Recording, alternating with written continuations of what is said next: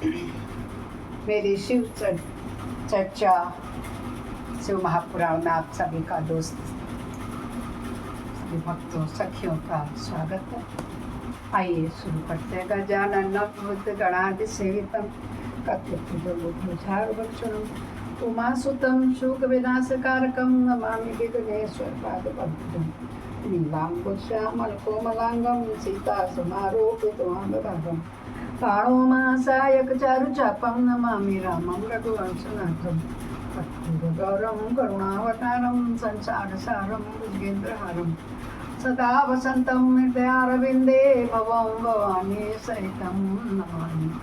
गुरुर्ब्रह्मा गुरुर्विष्णु गुरुर्देवो महेश्वर गुरु साक्षात् परब्रह्मा तस्मै श्री गुरुवे नमः।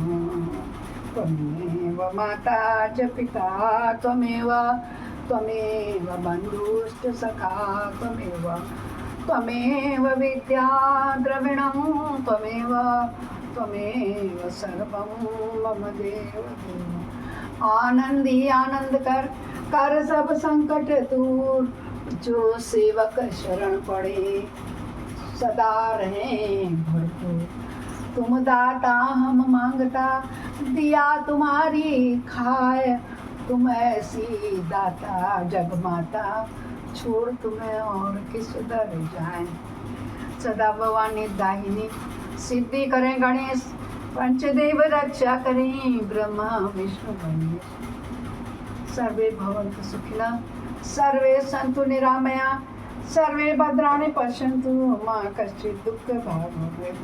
कर्पूरगौरं करुणावतारं संसारसारं भुजगेन्द्रहारं सदा वसन्तं हृदयारविन्दे भवं भवानी सहितं नमामि।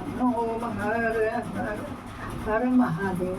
पाप कष्ट संकष्ट सभी दुखों का नाश करने वाले से शंकर भगवान की जय हुई।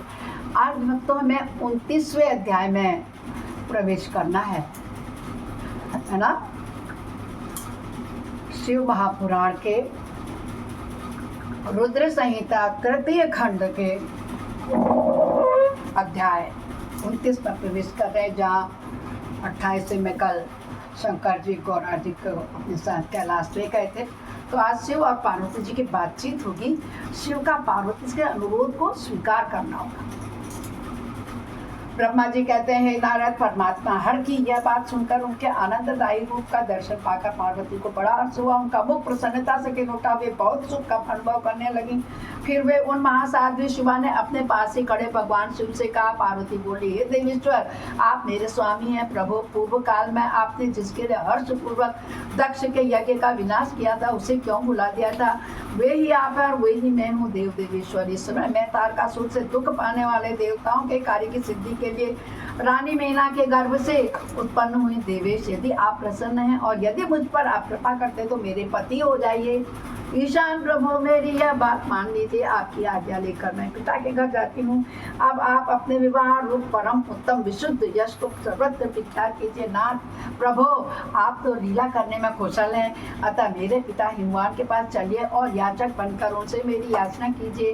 लोक में मेरे पिता के यश को फैलाते हुए आपको ऐसा ही करना चाहिए। इस तरह आप मेरे संपूर्ण गृहस्थाश्रम को सफल कीजिए। जब आप प्रसन्नता पूर्वक ऋषियों से मेरे पिता को सब बातों की जानकारी कराएंगे, तब मेरे पिता अपने भाई बंधुओं के साथ आपकी आज्ञा का पालन करेंगे। इसमें कोई भी संदेह नहीं है। कौन कह रहा है? पार्वती कह रही है शंकर जी से। जब मैं पहले प्रजापति दक्ष की कन्या थी और मेरे पिता ने अपने हाथ में मेरा हाथ आपके हाथ में मेरा हाथ दिया, उस समय आपने शास्त्रोक्त विधि से विवाह का कार्य पूरा नहीं किया था। मेरे पिता दक्ष ने ग्रहों की पूजा नहीं की थी, अतः उस विवाह में ग्रह पूजन विषय बड़ी भारी त्रुटि रह गई थी। यह हमें संदेश दे रहा है धार्मिक ग्रंथ कि हमें पूजा में नवग्रहों की पूजा अवश्य करना चाहिए। पहले शादी ब्याह से पहले नवग्रहों की पूजा करना आवश्यक है। सारे विधि विधान से शास्त्रोक्त विधि से शादी होनी चाहिए। नहीं हुई थी, इसीलिए दक्ष को ये भुगतना पड़ा कि उसकी बेटी कन्या तो पार्वती कह रही है अतः उस विवाह में ग्रह पूजन विषय बड़ी भारी त्रुटि रह गई मेरे पिता से। इसलिए प्रभु महादेव अब की बार देवताओं के कार्य की सिद्धि के लिए आप शास्त्रोक्त विधि से विवाह का कार्य संपादन करें। विवाह की जैसी रीति है उसका पालन करो, आपको अवश्य करना चाहिए। मेरे पिता हिमवान को यह अच्छी तरह ज्ञात हो जाना चाहिए कि मेरी पुत्री ने शुभ कारक तपस्या की है, यानी कि आपको प्राप्त करना है। पार्वती की ऐसी बात सुनकर भगवान सदाशिव बड़े प्रसन्न हुए और उनसे हंसते हुए प्रेम से बोले। शिव ने कहा, हे देवी महेश्वरी, मेरी यह उत्तम बात सुनो, यह उचित मंगल कारक और निर्दोष है, इसे सुनकर वैसा ही करो।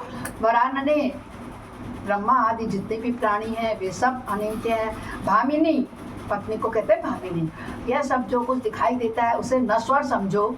मैं निर्गुण परमात्मा ही गुणों से युक्त हो, एक से अनेक हो गया हूँ। जो अपने प्रकाश से प्रकाशित होता है वही परमात्मा दूसरे के प्रकाश से प्रकाशित होने वाला हो गया है। हे देवी, मैं स्वतंत्र हूँ, परंतु तुमने मुझे परतंत्र बना दिया। क्या कह रहे हैं शंकर भगवान पार्वती जी से? कह रहे हैं, समस्त कर्मों को करने वाली प्रकृति अब महामाया तुम ही हो। यह संपूर्ण जगत महामाया ही रचा गया है। मुझ सर्वात्मा परमात्मा ने अपनी उत्तम बुद्धि के द्वारा इसे धारण मात्र कर रखा है। सर्वत्र परमात्मा भाव रखने वाले सर्वात्मा पुण्यवाहनों ने इसे अपने भीतर सींचा हुआ है। यह तीनों गुणों से आवंटित है। हे देवी, वर्ण वर्णिनी कौन मुख्य ग्रह है, कौन से ऋतु समूह है, अथवा कौन दूसरे दूसरे उपग्रह है, इस समय तुमने शिव के लिए क्या है, किस कर्तव्य का विधान क्या है, और गुण और कार्य के भेद से हम दोनों ने इस जगत में भक्त वत्सलता के कारण भक्तों को सुख देने हेतु अवतार ग्रहण कर लिया है। तुम्हें रजसत्वमयी और तुम्हें तमोमयी, त्रिगुणात्मयी, रजोगुण सत्वगुण तमोगुण होता है, त्रिगुणात्मयी, तुम्हें रजसत्व तमोमयी, त्रिगुणात्मिका सूक्ष्म प्रकृति हो, सदा व्यापार कुशल सगुणा और निर्गुणा भी हो। सुमध्य में मैं यह संपूर्ण भूतों का आत्मा निर्विकार एवं निरीह हूँ। भक्त की इच्छा से मैंने शरीर धारण किया है। शैलजे, शैलजे का अर्थ शैल से उत्पन्न हुई, शैल माने पर्वत, हिमवान के। हे शैलजे, मैं तुम्हारे पिता हिमालय के पास नहीं जा सकता तथा भिक्षुक होकर किसी तरह तुम्हारी उनसे याचना भी नहीं कर सकता। गिरिराज नंदिनी, महान गुणों से अत्यंत गौरवशाली महात्मा पुरुष भी अपने मुंह से देही, देही माने दे दो, यह बात निकालने पर तत्काल लघुता को प्राप्त हो जाता है, यानी किसी से कोई मांगना नहीं चाहिए। मैं तुम्हारा हाथ तुम्हारे पिता से मैं तो खुद नहीं मांग सकता हूँ। हे कल्याणी, ऐसा जानकर हमारे लिए क्या कहती हो भद्रे, तुम्हारी आज्ञा से मुझे सब कुछ करना है, अतः तुम जैसी तुम्हारी इच्छा है वैसा करो, क्योंकि तुम ही माया हो जो सबको फंसाए हो। अब मुझे भी फंसा दिया अपने जाल में। महादेव जी ने ऐसा कहने पर सती साध्वी कामर लोचना महादेवी शिवा ने उन भगवान शंकर को बारंबार भक्ति भाव से प्रणाम करके कहा। क्या बोली पार्वती माता?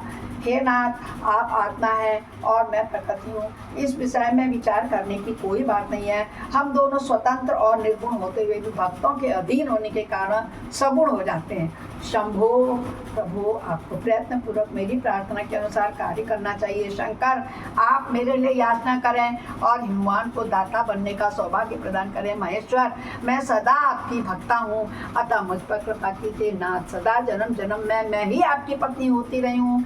आप पर ब्रह्म परमात्मा है, हे निर्गुण, हे प्रकृति से परे, निर्विकार, निरीह और स्वतंत्र परमेश्वर।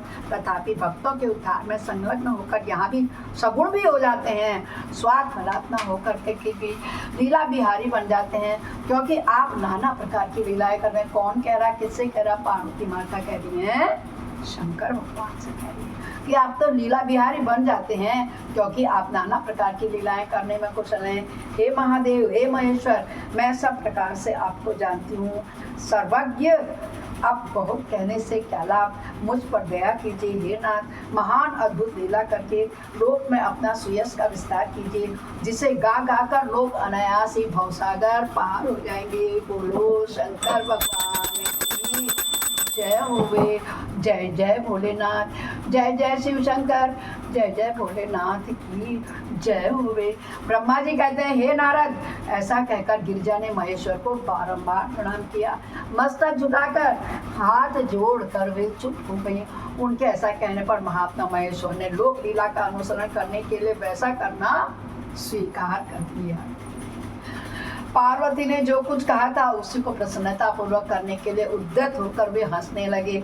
तदंतर हर्ष से भरे हुए शंभु अंतर्धान हो कैलाश को चले गए। उस समय काली के विरह से उनका चित्त उन्हीं की ओर खींच गया।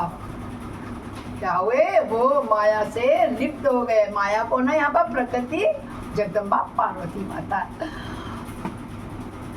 कैलाश पर जाकर परमानंद व निमग्न में महेश्वर ने अपने नंदी आदि गणों से सारा वृत्तांत कह सुनाया। वे भैरव आदि सभी गण भी वह सब समाचार सुनकर अत्यंत सुखी हो गए, क्योंकि सब यही चाहते थे, और महान उत्सव करने लगे। नारद उस समय वहाँ महान मंगल होने लगा, सबके दुख नष्ट हो गए तथा रुद्रदेव को भी पूर्ण आनंद प्राप्त हुआ। बोलो शंकर भगवान की जय हो। इस प्रकार रुद्र संहिता के महाशिव पुराण के 33 खंड का 29वां अध्याय पूर्ण हुआ, विश्राम हुआ। मैं अपनी लघु वाणियों को भी विराम देती हूँ। भगवान की जय हो।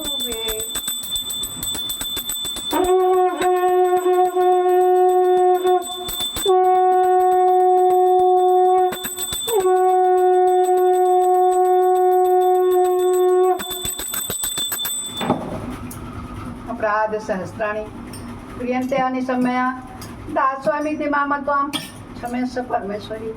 आवाहनं न जानामि विसर्जनं पूजां च न जानामि क्षम्यतां परमेश्वरी। मंत्रहीनं क्रियाहीनं भक्तिहीनं श्रेष्ठरि यद् पूजितं मया देवी परिपूर्णं दर्शनि। हे शंकर भगवान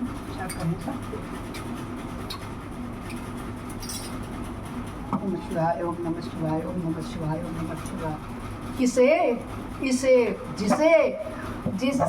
श्रवण कर मिट जाती है जन्म जन्म की व्यथा, यही है शिव शंकर कथा। भक्तों यही है भोले बाबा की कथा। नमः शिवाय, बोलो नमः शिवाय। हर हर महादेव। कल फिर मिलते हैं 30वें अध्याय में। तब तक के लिए सबको शुभ दिवस।